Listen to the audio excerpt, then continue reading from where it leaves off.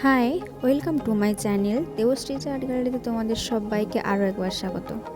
আমি আবারও চলে এসেছি তোমাদের কাছে মুকুট তৈরি পার্ট 2 ভিডিও নিয়ে।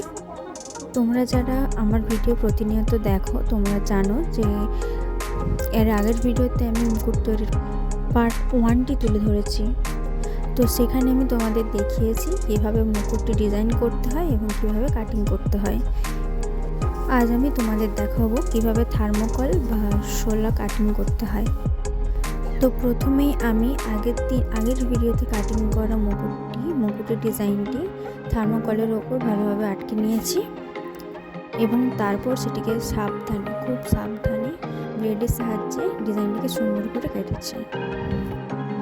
তোমরা এই ভিডিওটি একটু স্কিপ না করে দেখতে থাকো। আশা করছি তোমাদের ভিডিওটি ভালো লাগবে এবং তোমাদের খুব কাজে আসবে। আমার এই ভিডিও যদি তোমাদের সত্যিই ভালো লেগে থাকে তাহলে লাইক, কমেন্ট, সাবস্ক্রাইব করে পাশে থাকো।